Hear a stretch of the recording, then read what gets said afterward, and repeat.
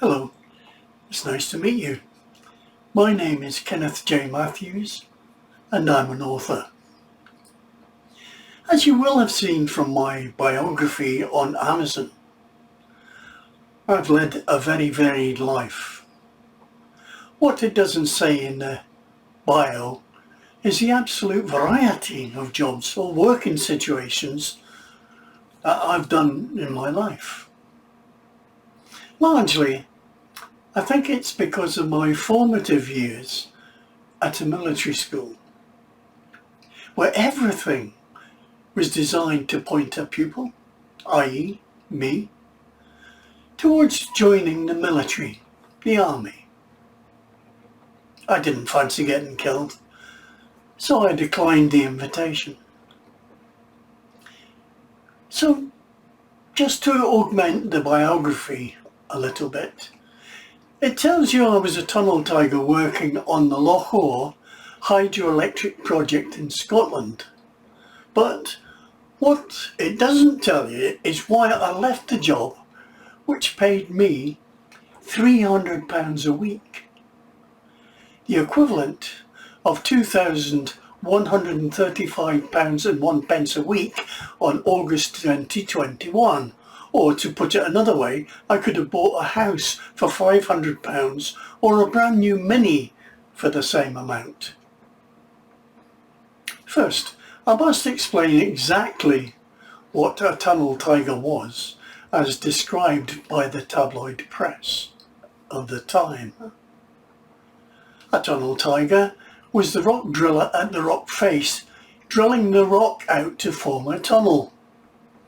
That particular rock face, in the time I was there, was 800 feet above the ground and in the middle of a mountain, Ben Cruachan.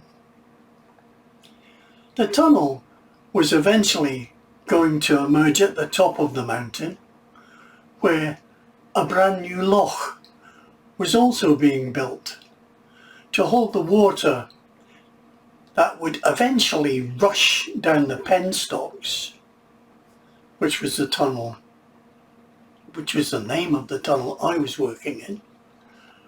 The rushing water ending up driving the turbines in the machine hall, which in turn produced electricity. It was an extremely dangerous job. Minimal health and safety in those days. No seatbelt, you know. During my time there, a tunnel tiger was killed in the main shaft when he fell 800 feet to his death off the Alimac, a monorail engine that carried us up to the rock face. And each shaft had its own Alimac. The Alimac speed was, if I remember correctly, 3 feet a minute.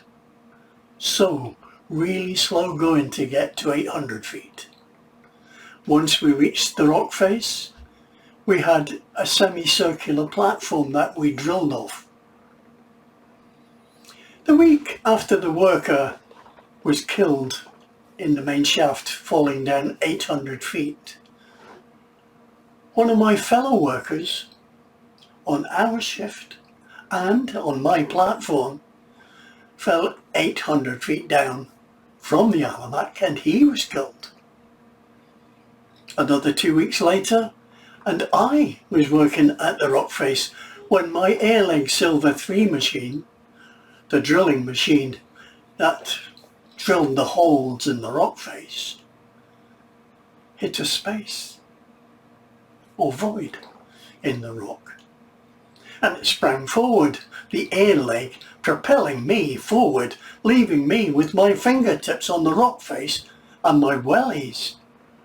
Thankfully, brand new that morning from the stores, clinging from the last cleat onto the Alimac platform. I was staring into the black abyss, staring at my own death.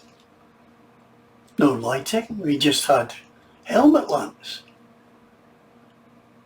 After what seemed an absolute eternity, as I stared at my own death, then a hand grasped my belt, which held the battery for my helmet lamp, and I was pulled back to the platform in safety. My shift boss, Peter, had seen my plight and rescued me. I saw that as a warning, and I quit the job when the Alamac reached the ground. That's just one of the many true stories I have in my head. I definitely could write a book about my time working on the Loch Awe hydroelectric scheme in Scotland. So, that's just a little more information about me. My name is Kenneth J. Matthews, and I'm an author.